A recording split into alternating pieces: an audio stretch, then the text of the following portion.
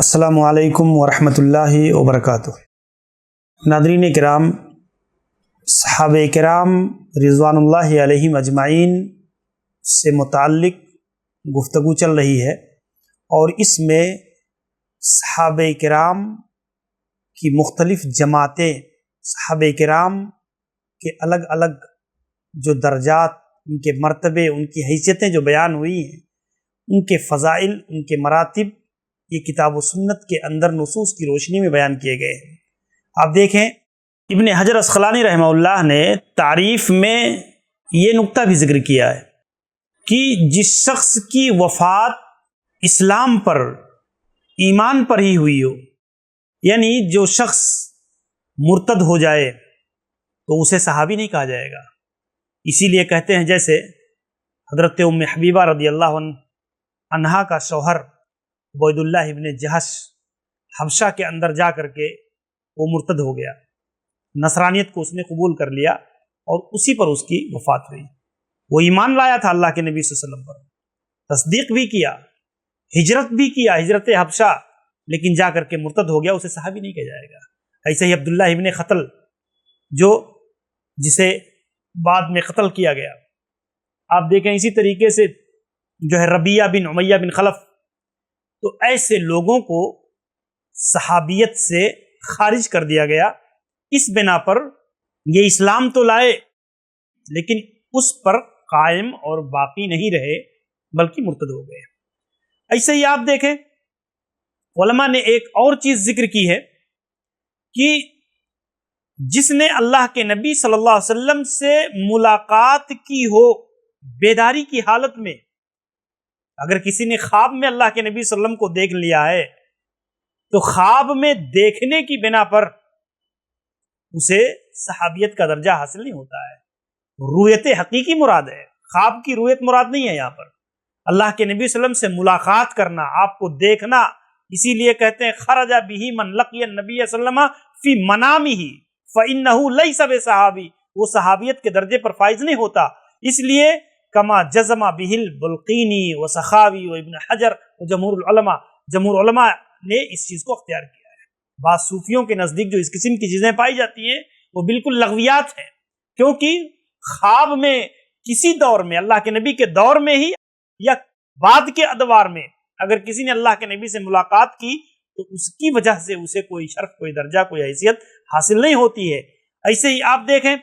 بعد بعثتہ کی قید لگائی گئی کہ بعثت نبوی کے بعد جس نے اللہ کے نبی کو ایمان کی حالت میں دیکھا ہو، بعثت نبوی کے بعد یعنی آپ کو نبی بنائے جانے کے بعد، نبی بنائے جانے سے پہلے جن لوگوں نے اللہ کے نبی کو دیکھا ہے، آپ سے ملاقات کی ہے، وہ اپنی نیکیوں، اپنی خوبیوں، اپنے کمالات کے باوجود بھی صحابیت کے درجے پر فائز نہیں ہوتے۔ جیسے کہا گیا خرج من لقی مؤمنا بہ قبل بعثتہ، مثلا زید ابن عمرو ابن نفیل بڑے ہی صالح انسان تھے، لیکن آپ دیکھیے انہیں صحابیت کا شرف حاصل نہیں ہوتا ہے۔ ایسے ہی جرجیس بن عبد القیس بحیرہ راہب، شام، اللہ کے نبی صلی اللہ علیہ وسلم نے جب اپنے چچا کے ساتھ سفر کیا تھا تو بحیرہ راہب نے آپ کی تصدیق کی تھی، آپ صلی اللہ علیہ وسلم کو جو ہے آپ صلی اللہ علیہ وسلم کے بارے میں صحیح بات، صحیح رائے اس نے دیا تھا، لیکن اس کے باوجود بھی آپ دیکھیں کہ اسے صحابیت کا شرف، صحابیت کا مرتبہ اور صحابیت کا درجہ حاصل نہیں ہوتا ہے۔ صحابی کی تعریف میں جو باتیں ابن حجر عسقلانی رحمہ اللہ نے ذکر کی ہیں، اس کی تشریح میں جو باتیں آ رہی ہیں، اس میں ایک بات یہ بھی ہے کہ اسی طرح طول صحبت، اللہ کے نبی صلی اللہ علیہ وسلم کی پوری زندگی صحبت اختیار کرنا، ایک لمبی مدت صحبت اختیار کرنا، تب یہ شرف حاصل ہوگا، یہ شرط بھی درست نہیں ہے، کیونکہ جمہور علماء نے معمولی سی صحبت کو، ایک نظر کو دیکھنا بھی جو ہے صحابیت کے لیے کافی قرار دیا ہے۔ ایسے ہی آپ دیکھیں ابن حجر رحمہ اللہ کہتے ہیں وَمِنْهُمْ مَنِ اشْتَرَطَ أَنْ يَكُونَ بَالِغًا، جن لوگوں نے یہ شرط لگائی ہے کہ صحابیت کے شرف کو پانے کے لیے، صحابی ہونے کے لیے لازم ہے کہ انہوں نے بلوغت کے بعد اللہ کے نبی صلی اللہ علیہ وسلم کو دیکھا ہو۔ جو بالغ نہیں ہے وہ صحابیت کے شرف کو نہیں پا سکتے، اس درجے پر فائز نہیں ہو سکتے، تو یہ رائے بھی کمزور ہے۔ جیسا کہ آپ دیکھیں ابن حجر عسقلانی رحمہ اللہ ذکر کرتے ہیں کہ وَهُوَ مردود ایضاً، یہ رائے بھی مردود ہے، اس لیے کہ اگر اس رائے کو تسلیم کر لیا جائے کہ بالغ ہونا شرط قرار دیا جائے تو کہتے ہیں لِأَنَّهُ يَخْرُجُ امثال الحسین ابن علی رضی اللہ عنہ، حسین ابن علی رضی اللہ عنہ بھی اس طرح کی شرط اگر لگا دی جائے تو وہ بھی صحابیت سے خارج قرار پائیں گے، حالانکہ حضرت حسین بن علی رضی اللہ عنہ یہ صحابی ہیں، صحابیت کے درجے پر فائز ہیں، اور ان کے علاوہ بہت سارے ایسے صحابہ کرام جو بالکل جو ہے عنفوان شباب یا بلوغت سے پہلے انہوں نے اللہ کے نبی صلی اللہ علیہ وسلم کو دیکھا ہے، تو ان میں سے بہت سارے صحابہ ایسے ہیں جن سے جمہور محدثین نے اپنی کتابوں کے اندر احادیث کو نقل کیا ہے، احادیث کو روایت کیا ہے، اور بہت سارے علماء نے، اکثر جمہور علماء نے ان کو صحابیت کے درجے پر فائز مانا ہے، اس فضیلت میں شامل مانا ہے، اور یہی رائے صحیح اور درست بھی ہے۔ اسی طریقے پر ہم دیکھتے ہیں کہ ام الجن فالراجح دخولہم لأن النبی صلی اللہ علیہ وسلم بعث الیہم، جن بھی صحابیت کے درجے پر فائز ہو سکتے ہیں یا نہیں؟ آپ دیکھیں اس بارے میں علماء کی رائے یہ ہے کہ چونکہ ہمارے نبی جناب محمد الرسول اللہ صلی اللہ علیہ وسلم کی بعثت یہ انسانوں اور جنوں سب کی طرف ہوئی ہے، آپ جیسے انسانوں کے لیے نبی ہیں ایسے جنوں کے لیے بھی اللہ کے نبی صلی اللہ علیہ وسلم نبی ہیں، تو اس کی بنیاد پر جنوں میں سے بھی جنہوں نے